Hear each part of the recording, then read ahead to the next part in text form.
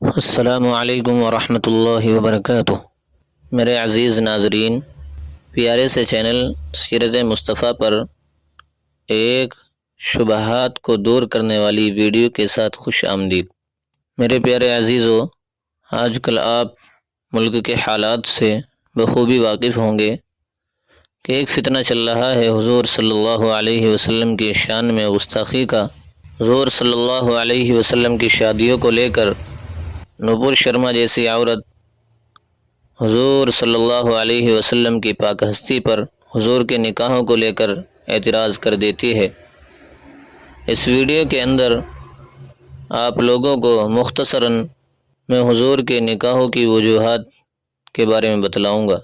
پیارے دوستو، اس ویڈیو کو آخر تک دیکھیں تاکہ آپ کے ذہن میں اگر کچھ خلجان ہو تو وہ دور ہو سکے۔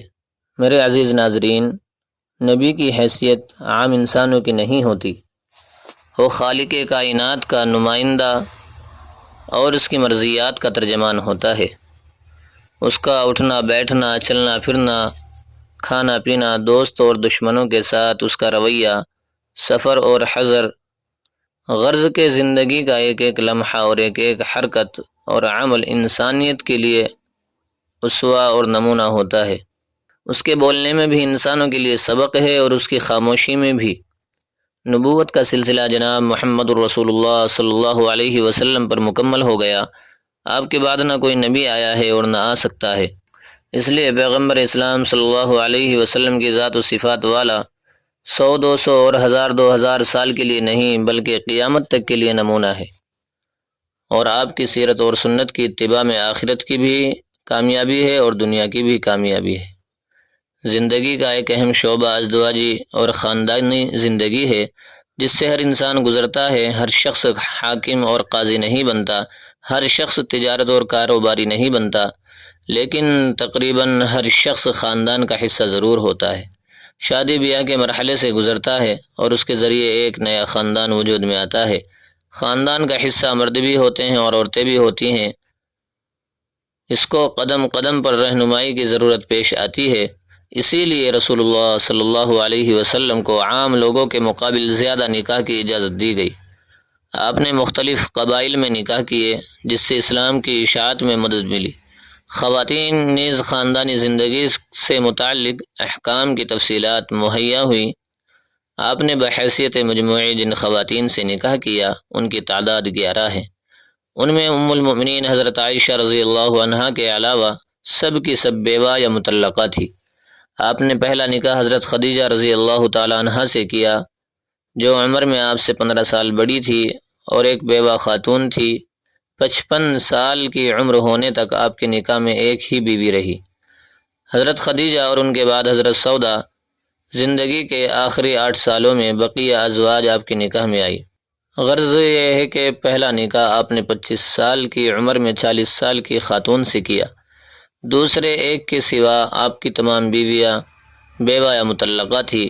تیسرے، جو انسانی زندگی میں اصل زمانہ شباب ہوتا ہے، اس میں آپ نے ایک ہی بیوہ پر اکتفا فرمایا، اور عمر کے آخری مرحلے میں متعدد نکاح کیے۔ اگر ان نکاحات کو ملحوظ رکھا جائے تو بہت سے غلط فہمیاں دور ہو جائیں گی جو دشمنان اسلام کی طرف سے پھیلائی جاتی ہیں، جن میں سے ایک حضرت عائشہ سے نکاح بھی ہے۔ حقیقت یہ ہے کہ ام المؤمنین حضرت عائشہ رضی اللہ عنہا کا رشتہ پہلے جبیر ابن مطعم کے لڑکے سے طے ہو چکا تھا۔ یہ خاندان ابھی مسلمان نہیں ہوا تھا۔ جبیر کی بیوی نے کہا، اگر ابو بکر کی لڑکی ہمارے گھر آ گئی تو ہمارا گھر بھی بد دین ہو جائے گا، اس لیے ہم کو یہ رشتہ منظور نہیں، اس لیے رشتہ ختم ہو گیا۔ پھر جب حضرت خدیجہ رضی اللہ تعالی عنہ کا انتقال ہو گیا تو حضرت خولہ رضی اللہ تعالی عنہ نے آپ سے حضرت سودا اور حضرت عائشہ کا رشتہ پیش کیا۔ حضرت سودا آپ صلی اللہ علیہ وسلم کی ہم عمر تھی، آپ نے ان سے نکاح فرمایا، اور بعض غیبی اشاروں کی بنا پر حضرت عائشہ کے رشتے کو بھی قبول فرما لیا، اور حضرت خولہ سے خواہش کی کہ وہ اس بات کو آگے بڑھائیں۔ حضرت خولہ رضی اللہ تعالی عنہ نے حضرت ابو بکر کے سامنے بات رکھی۔ حضرت ابو بکر کو یوں تو یہ رشتہ دل و جان سے محبوب تھا، لیکن چونکہ زمانہ جاہلیت میں منہ بولے بھائی کی بیٹی سے نکاح کو حرام سمجھا جاتا تھا، اس لیے اس پر تأمل ہوا۔ جب حضرت خولہ نے حضور سے یہ بات بتائی تو آپ نے فرمایا کہ ابو بکر دینی بھائی ہیں نہ کہ سگے بھائی، اس لیے ان کی بچی سے میرا نکاح ہو سکتا ہے۔ تو پھر وہ کھٹک بھی دور ہو گئی۔ اس طرح حضرت عائشہ رضی اللہ عنہا سے آپ کا نکاح ہوا۔ نکاح کے وقت راجح قول کے مطابق حضرت عائشہ کی عمر 6 سال تھی اور رخصتی کے وقت 9 سال تھی، اور اہل علم کے نزدیک یہی روایت زیادہ صحیح ہے۔ حضرت عائشہ سے نکاح کے کئی بڑے فوائد حاصل ہوئے ہیں۔ ایک تو جاہلیت کی رسم ختم ہو گئی کہ منہ بولا بھائی سگے بھائی کی طرح ہے، اور سگے بھائی کی بیٹی کی طرح اس کی بیٹی سے بھی نکاح کی ممانعت ہے۔ اگر آپ نے اپنے عمل کے ذریعے اس جاہلانہ رسم کے خاتمے کا اعلان نہ کیا ہوتا اور صرف زبانی ہدایت پر اکتفا کیا ہوتا تو شاید بھائی اور بھتیجے کے مصنوعی رشتے کا تصور آسانی سے ختم نہیں ہوتا، اور صدیوں سے آئے ہوئے اس رواج کی مخالفت لوگوں کو گوارا نہ ہوتی۔ لیکن جب آپ نے خود منہ بولے بھائی کے صاحبزادی سے نکاح کر لیا تو ہمیشہ کے لیے تصور ختم ہو گیا۔ دوسرے، اللہ تعالیٰ نے حضرت عائشہ رضی اللہ عنہا کو غیر معمولی ذکاوت ذہانت سے نوازا تھا، یعنی بہت بڑی ذہین و فتین تھی۔ 350 صحابہ اور تابعین نے ان سے حدیث حاصل کی، اور ان سے جو حدیث منقول ہیں ان کی تعداد 2210 ہے۔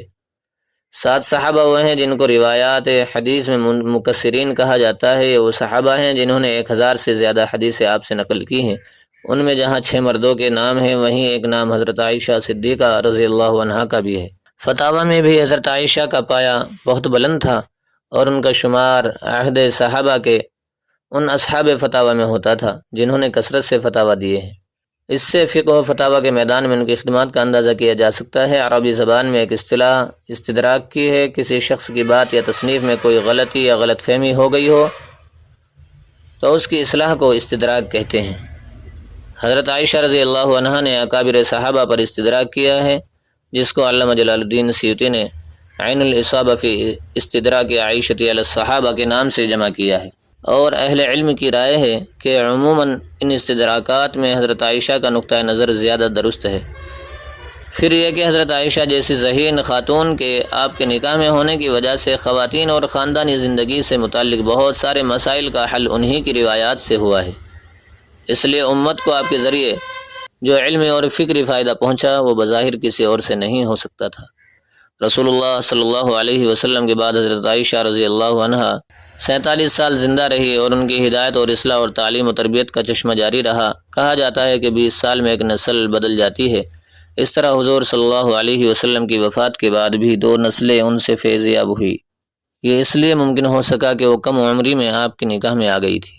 اس بات کے ساتھ ساتھ ایک بڑا فائدہ یہ بھی ہوا کہ اس نکاح کے ذریعے آپ صلی اللہ علیہ وسلم نے اپنے سب سے بڑے معاون اور مددگار حضرت ابو بکر صدیق رضی اللہ تعالیٰ عنہ اور ان کے خاندان کو عزت سے سرفراز فرمایا۔ 4 رفقا نے سب سے بڑھ کر آپ کی مدد کی۔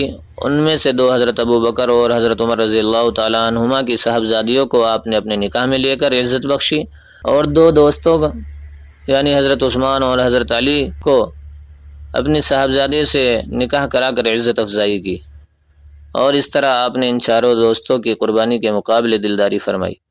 آپ حضرت ابو بکر کو کتنی ہی نعمتیں دے دیتے، لیکن حضرت عائشہ سے نکاح کی وجہ سے اس خاندان کو جو عزت ملی اور جو سعادت حاصل ہوئی وہ کسی اور طرح سے نہیں ہو سکتی تھی۔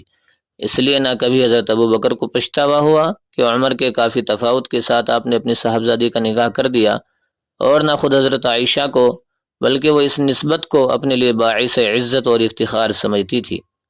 اور جب ایک موقع پر آپ صلی اللہ علیہ وسلم نے اپنی ازواج مطہرات کو اختیار دیا کہ چونکہ آپ کے ساتھ رہتے ہوئے بہت صبر و شکیب کی زندگی گزارنی پڑتی تھی، اس لیے ازواج مطہرات اگر چاہیں تو اپنے حقوق لے کر علیحدہ ہو سکتی ہیں، تو سب سے پہلے حضرت عائشہ نے اس کو رد کر دیا اور کہا کہ وہ ہر حال میں آپ کے ساتھ ہی رہیں گی۔ رشتہ نکاح کا تعلق اصل میں بیوی کے ساتھ ہوتا ہے، تو جب بیوی خود اس رشتے کو اپنے لیے باعث سعادت سمجھتی ہو اور خوش دلی کے ساتھ باعث افتخار جانتے ہوئے اس پر راضی رہے تو کیسے کسی کو اس پر اعتراض کا حق ہو سکتا ہے۔ جہاں تک نکاح کے وقت کم سنی کی بات ہے تو اس کا تعلق اصل میں سماجی تعامل اور رواج اور موسمی حالات اور غذاؤں سے ہوتا ہے۔ اس لیے مختلف علاقوں میں بلوغ کی عمریں الگ الگ ہوتی ہیں۔ عرب میں کم عمری میں لڑکیوں کے نکاح کا رواج تھا، عہد نبوت میں بھی اور آپ کے بعد بھی اس کی کئی مثالیں ملتی ہیں، جن میں 10 سال سے کم عمر میں لڑکیوں کا نکاح کر دیا گیا، اور جلدی ہی وہ ماں بھی بن گئی۔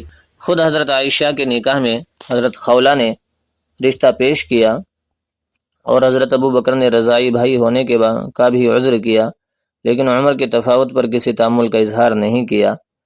پھر یہ کہ حجاز کا موسم گرم ہوتا ہے اور اس زمانے میں وہاں کی غذا کھجور اور اونٹنی کا دودھ ہوا کرتا تھا، جس میں بہت زیادہ غذائیت پائی جاتی تھی، اس لیے وہاں کے حالات کو ہندوستان پر قیاس نہیں کرنا چاہیے۔ اس کے علاوہ یہ بات بھی قابل توجہ ہے کہ دنیا کے دوسرے مذاہب میں بھی کم عمر لڑکیوں کی شادی کا رواج رہا ہے۔ مسلمانوں کا عقیدہ ہے کہ حضرت مریم علیہ السلام کسی کی بیوی نہیں بنی اور معجزاتی طور پر حضرت عیسیٰ علیہ السلام کی پیدائش ہوئی، لیکن عیسائیوں کے بعض فرقوں کا خیال ہے کہ جوسف نامی شخص سے حضرت مریم علیہ السلام کا نکاح ہوا تھا۔ اس وقت جوسف کی عمر 99 برس اور حضرت مریم کی 12 برس تھی۔ 1983 عیسوی تک کیتھولک کینان نے اپنے پادریوں کو 12 سال کی لڑکی سے شادی کرنے کی اجازت دے رکھی تھی۔ 1929 عیسوی سے پہلے برطانیہ میں چرچ آف انگلینڈ نے بھی 12 سال کی لڑکی سے شادی کی اجازت دی تھی۔ امریکہ کے اسٹیٹ آف ڈیولورا میں 1880 عیسوی تک لڑکی کی شادی کی کم سے کم عمر 8 سال اور کیلیفورنیا میں 10 سال مقرر تھی۔ یہاں تک کہ کہا جاتا ہے کہ امریکہ کی بعض ریاستوں میں لڑکیوں کی شادی کی عمر کافی کم رکھی گئی ہے۔ امریکہ کی ایک ریاست میساچیوسیٹس ہے جہاں لڑکیوں کی شادی کی عمر 12 سال مقرر ہے اور ایک دوسری ریاست میں 13 سال مقرر ہے۔ اگر ہندو مذہب کا مطالعہ کیا جائے تو اس میں کم عمری کی شادی کی بہت حوصلہ افزائی کی گئی ہے۔ مانوسمرتی میں ہے کہ لڑکی کے بالغ ہونے سے پہلے اس کی شادی کر دینی چاہیے، اور یہ کہ باپ کو چاہیے کہ اپنی لڑکی کی شادی اس وقت کر دے جب وہ بے لباس گھوم رہی ہو، کیونکہ اگر وہ بلوغت کے بعد بھی گھر میں رہے تو اس کا گناہ باپ کے سر ہوگا۔ مانوسمرتی میں میاں بیوی کی شادی کی عمر یوں مقرر کی گئی ہے: لڑکا 30 سال کا اور لڑکی 12 سال، یا لڑکا 24 سال اور لڑکی 8 سال کی۔ مہابھارت میں شادی سے متعلق جو ہدایت دی گئی ہے اس میں لڑکی کی عمر 10 سال اور 7 سال ہے، جو کہ شلوکاس میں شادی کی کم از کم عمر 4 سے 7 سال اور زیادہ سے زیادہ 8 سال مقرر ہے۔ آج کل برادران وطن رام جی کو سب سے زیادہ آئیڈیل شخصیت مانتے ہیں، تو رامائن میں سے پتہ چلتا ہے کہ رام اور سیتا کی شادی کے وقت سیتا کی عمر صرف 6 سال تھی۔ غرض ہے کہ کم عمری میں لڑکی کا نکاح اور بیوی اور شوہر کے درمیان عمر کا فرق طرفین کی باہمی رضامندی اور معاشی رواج اور موسم اور صحت اور بلوغت سے متعلق ہے۔ مشرق اور مغرب کے اکثر سماج میں کم عمر لڑکیوں کا نکاح ہوتا رہا ہے۔ مختلف مذہبی کتابوں میں نہ صرف اس کی اجازت دی گئی ہے بلکہ اس کی ترغیب دی گئی ہے، اور خاص کر ہندو سماج میں اس کا رواج زیادہ رہا ہے، اور مذہب کی مقدس شخصیتوں نے اس عمر میں نکاح کیے ہیں۔ پیارے دوستو، ہماری اس باتوں کو یاد رکھیں اور اپنے ذہن کو صاف رکھیں۔ کوئی اعتراض کرے اس کو بآسانی آپ جواب دے سکتے ہیں، اور اس ویڈیو کے زیادہ سے زیادہ شیئر کریں، لائک کریں، اور اگر چینل کو سبسکرائب نہیں کیے تو پلیز اس چینل کو سبسکرائب بھی۔ السلام علیکم۔